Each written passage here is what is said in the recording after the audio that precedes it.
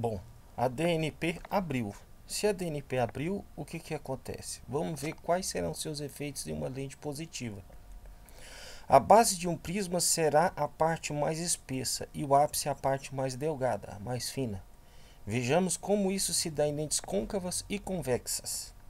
Então tá aqui, minha obrigação foi feita. Eu estou indivíduo, ele está olhando através de uma lente positiva e o centro óptico está coincidindo com uma lente, ou o centro óptico está coincidindo com o centro da pupila, ou seja, eu fiz a medida e montei o centro óptico correto.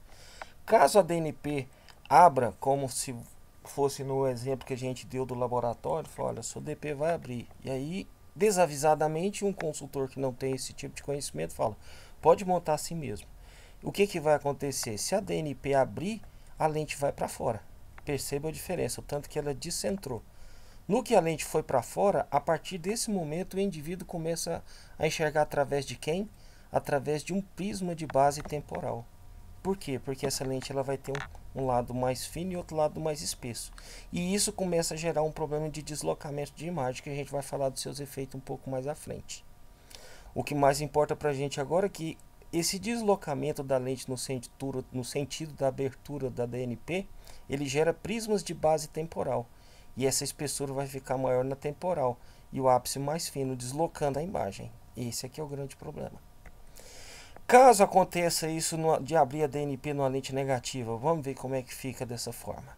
Está aqui o indivíduo, meu trabalho foi feito, o centro óptico está coincidido com o centro da pupila e a DNP abriu. Perceba que a lente foi para fora, ou seja, a DNP abriu e a lente foi para a temporal. Agora eu vou fazer o que? Eu vou ter um prisma de base nasal. Então o que vai acontecer? Eu vou começar a deslocar essa imagem para fora. Quais serão as consequências disso? Vejamos um pouquinho mais à frente. Para a gente o que mais importa agora é o seguinte, que esse deslocamento da lente negativa na abertura de prisma gera prisma de base nasal, devido à característica morfológica, ou seja, o formato vai gerar uma espessura maior no nasal. Então, para a gente comparar aqui, no primeiro caso da positiva, a base ficou temporal. Na negativa, a base ficou nasal. Então, você vai ter efeitos diferentes uma do outro, mas sempre com a DNP abrindo. Lembrando que isso é sempre uma lente centrada. Ou seja, se eu tenho uma lente do estoque em que o centro óptico esteja coincidido com o centro geométrico. E aí o que vai acontecer? Nós temos que ter um pequeno conhecimento de prismas para a gente poder começar a entender o que vai acontecer, essa descentração, esse erro de medida. Então o que Prentice determinou? Que na distância de 1 metro, um prisma consegue deslocar a luz para a base do prisma em 1 centímetro. E ao mesmo tempo em que você desloca a luz para a base, a imagem vai ao oposto, a imagem vai para o ápice. E o olho busca sempre quem? Busca a visão. E a fórmula? Tem uma fórmula para a gente poder calcular, de acordo com a quantidade de prisma, o quanto que eu vou descentrar, o tanto que esse centro óptico vai sair fora da minha pupila. Então a fórmula é essa, ds 10 vezes o prisma dividido pela dioptria. Um exemplozinho prático vamos colocar aqui agora. Montar um óculos que precise de 2 prismas de base nasal e uma receita de mais 8, ou seja, eu tenho um prisma exigido na receita. A receita está me pedindo o que? 2 prismas de base nasal. E aí o que vai acontecer? Eu aplicando aquela fórmula anterior, eu vou multiplicar pelo 10 vezes a quantidade de prismas e dividir pela dioptria. Então, se eu tirar o centro óptico fora da pupila 2,5 milímetros, no sentido nasal, porque a lente positiva, a descentração ela é pelo mesmo sentido, eu estou gerando 2 prismas. Nesse caso, ele está sendo pedido na receita. Mas pode acontecer o contrário. Eu posso fazer o que? Eu posso pegar e eu errei a medida e eu quero saber a quantidade de prisma que eu gerei com esse erro. E como que eu vou fazer? Eu vou fazer o seguinte, os efeitos do prisma, eles serão maiores quanto maior a dioptria, conforme a gente viu no caso anterior. Se por um acaso eu tiver uma descentração de 5 milímetros em uma lente de mais 0,25, aplicando a fórmula eu vou ter somente 0,12 prismas. Só que a gente pensa que é uma quantidade muito pequena de prismas, porém, o que acontece na prática? Nós temos lá na fóvea, a fóvea ela possui um diâmetro muito pequeno, e onde a gente pode ativar as células magna e parvo, que é uma questão mais aprofundada. Então, se você começou a tirar o centro óptico fora daquela região que era de 1 milímetro só, uma fóvea, você já começa a ter problemas visuais. Agora, se eu tiver uma descentração, se eu errar numa DNP de 3 milímetros, eu errei 3 milímetros numa lente mais 19, olha só, eu vou ter um erro, eu vou gerar 5,7 prismas. Então percebo que se a DNP abrir de uma lente positiva, tem muita gente que fica na ânsia de querer montar uma lente mais fina. Não, faz o seguinte, abre um pouquinho a DNP para poder a lente ficar mais fina. Olha só o que aconteceria se fosse uma lente mais 19 ou menos 19, você vai gerar 5,7 prismas se você errar 3 milímetros da DNP. Só que aí os efeitos serão contrários, da positiva e da negativa, como a gente já demonstrou anteriormente. Então, quanto maior a dioptria, mais fortes serão os efeitos nessa geração de prisma. Perceba que no caso anterior foi somente 0,12 prismas. Agora, desse daqui 3 milímetros, você conseguiu errar, você gerou 5,7 prismas. E isso vai ter um efeito muito nefasto, como a gente vai ver mais à frente. Que é exatamente essa parte. Quais são as consequências dessas medidas erradas? Afetará a binocularidade. O que é binocularidade? É a capacidade que a pessoa tem de olhar com os dois olhos simultaneamente para o mesmo objeto e ter essa noção de profundidade, o que a gente chama de estereopsia. Então ele vai ver com os dois olhos e conseguir ter essa noção do que está à frente e o que está atrás. Tem alguns princípios básicos da binocularidade que a gente vai falar eles, mas não de uma forma muito aprofundada para não desviar muito do tema. Mas aí nós temos que falar que porque a gente tem que ter tanta acomodação quanto a vergência. Então, por que tem que ter isso? Porque quando a gente vai ter uma imagem nítida, para a gente poder ter essa binocularidade, a imagem dos dois olhos tem que estar as mais próximas possíveis um olho do outro. Para isso, a gente precisa de quê? A gente precisa de focalizar a imagem na distância correta nos dois olhos simultaneamente. Então, se eu tiver um problema acomodativo, provavelmente eu vou ter diferenças de imagem entre um olho e o outro, e isso compromete a binocularidade. Da mesma forma em que se a gente tiver com a vergência errada, se eu não posicionar os dois olhos no mesmo objeto, na mesma posição, eu também não vou conseguir sobrepor essas imagens. Como que funciona isso na prática? De uma forma bem simples. A acomodação funciona assim.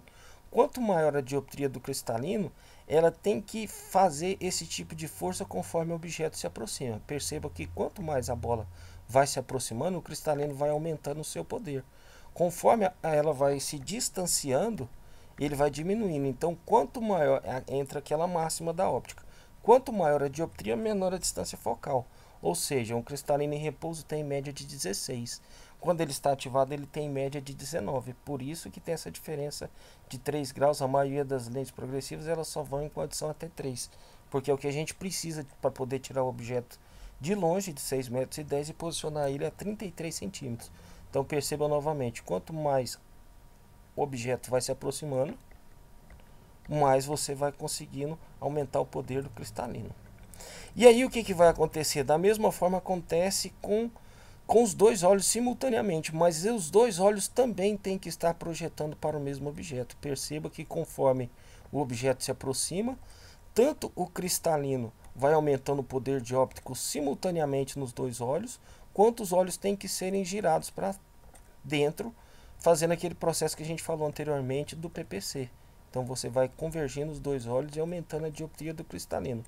Quando acontece o contrário, ele tem que aumentar a distância e diminuir o poder do cristalino.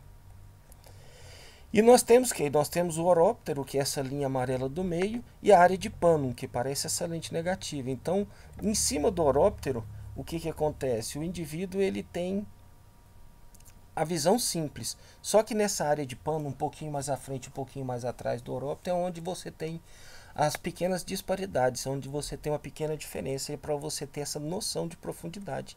E esse oróptero ele vai estar sempre localizado onde tiver a sua visão. Então, onde você colocar a sua visão é onde vai estar o oróptero. Agora, o mais importante de tudo é quem? Esse ACA. Esse ACA é uma situação muito importante, que a gente falou das duas partes. A gente falou da vergência e a gente falou da acomodação. Agora existe o que? Existe uma acomodação em relação com a convergência. Então, o ACA significa acomodação sobre a convergência acomodativa. Porque nós temos 5 tipos de convergência, mas nesse caso aqui o que mais importa para a gente é quem? A acomodativa. Então, a relação de cada uma dioptria que o cristalino acomoda, ele gera 3 prismas de convergência. Ou seja, conforme eu vou trazendo a imagem de longe para perto, o olho tem que ir girando para dentro, como a gente já mostrou anteriormente. Então, funciona como se fosse uma catraquinha. Se eu joguei o olho para dentro, essa engrenagem obriga a acomodação a vir. E o contrário também acontece. Se por um acaso eu estimular a acomodação, o olho também vem para dentro.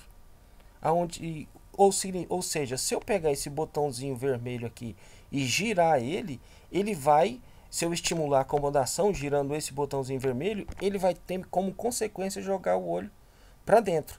Se por um acaso eu jogar através de prismas o olho para dentro, obrigatoriamente ele vai jogar acomodação. É muito frequente a gente pegar casos de endotropias acomodativas, ou seja, o indivíduo ele está com o olhinho para dentro. Quando eu coloco o óculos, o olho dele volta ao normal. Por que que isso acontece lá na ótica?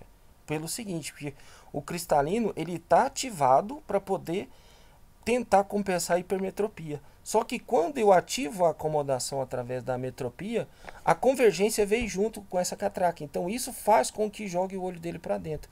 Quando eu coloco o óculos ele faz o quê? Ele desestimula a acomodação. E no que ele desestimulou a acomodação, ele desestimulou a convergência, por isso que o olho dele volta ao normal. Só que isso eu estou falando de quem? Eu estou falando de lentes. E no caso de um erro de medida, aí é que está o problema. Esse é que é o foco pelo qual eu falei dessas situações agora, porque eu vou associar esses prismas gerados, como a gente já falou anteriormente, com esse erro dos óculos. E aí, quando se gera o prisma de base temporal, quando eu peguei a lente, lembra daquele caso que a DNP abriu? A DNP abriu numa lente positiva e me gerou um prisma de base temporal. O que eu vou estar fazendo? Mesmo com a dioptria correta, esse prisma jogando, ele vai fazendo o que? Ele vai jogar o olho, para dentro. Quando você tem um prisma de base temporal, você joga o olho para dentro. E conforme o Arca nos disse, se eu jogar o olho para dentro, eu vou estar estimulando quem? A acomodação. Se eu estimulo a acomodação, esse erro de prisma vai fazer com que eu tenha uma visão embaçada para longe, devido ao ACA. Inclusive, na optometria, nós temos um teste que chama CRP. E nesse CRP, ele tem 3 estágios. Ele tem um estágio em que você vai colocando prismas de base temporal. Vai ter um momento em que ele embaça, mas ainda continua tendo uma visão só. Se eu continuar o teste aumentando a quantidade de prismas, aí a imagem vai se duplicar. Então, se eu tiver um prisma, ele pode, a quantidade de prisma que eu tiver errado na montagem do óculos, ela pode embaçar para longe. Se esse erro for muito grande, vai chegar um determinado momento, ele que vai separar as duas imagens, que a gente chama de reserva funcional positiva. E aí é onde estão os problemas dos erros das medidas. E a mesma coisa pode acontecer ao contrário, se por um acaso o meu prisma for de base nasal. Quando o erro está acima da proporção do ACA, pode-se perder a estereopsia, ou seja, o indivíduo não consegue mais enxergar com os 2 olhos.